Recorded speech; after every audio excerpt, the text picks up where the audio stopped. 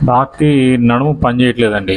Street dog ఆ ఒళ్ళు మొత్తం స్కిన్ ఎలర్జీతో ఉంది. ఆ వెనకాల 2 కాళ్ళు ప్యారలైజ్డ్ అయిపోయినట్టున్నాయి. చిన్నగా నడుచుకుంటూ వస్తుంది గానీ, నేను రోజు షెల్టర్‌కి వెళ్ళే దారిలో గానీ నాకెప్పుడు కనబడలేదు మరి.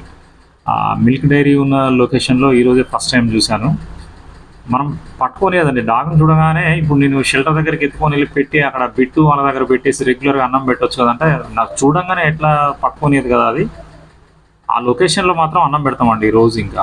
పట్టుకొనిస్తే అలవాటయిపోతే తీసుకెళ్ళి షెల్టర్ కాడ పెట్టి అక్కడ ఫీడ్ చేయొచ్చు.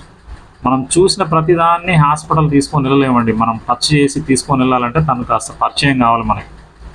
స్కిన్ ఎలర్జీకి న్యూమిక్ టాబ్లెట్ వేయాలి కానీ పౌడర్ వేయడానికి ట్రై చేయంగానే పారిపోయింది అది చిన్నగా నడుచుకుంటూ. కానీ చాలా ఆకలితో ఉంది. స్కిన్ అంతా పాడైపోయింది. న్యూమిక్ టాబ్లెట్ ఒకటి రేపు తీసుకొచ్చి వేయాలి. ఇక తను ఉంటా అంటే అలవాటయిపోతది. హాస్పిటల్ తీసుకొని వెళ్ళే ప్రాసెస్ అంటే ఒక రోజు ప్రాసెస్ అండి. నాకు ఇంజెక్షన్ చేయడం రాదు.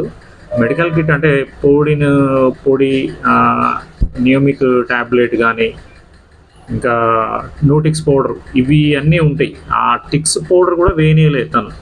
పారిపోయింది అసలు 2 కాళ్ళతోని. ఆకలితో ఉంది కాబట్టి కాస్త తిన్నది. ఇక మనం చేయగలిగింది ఏంటంటే రెగ్యులర్‌గా ఇటు నుంచే వెళ్తాను నేను రోజు ఈ లొకేషన్ తను కనపడ్డ లొకేషన్‌లో అన్నం పెడతానండి తన కోసం చూసి. చాలు.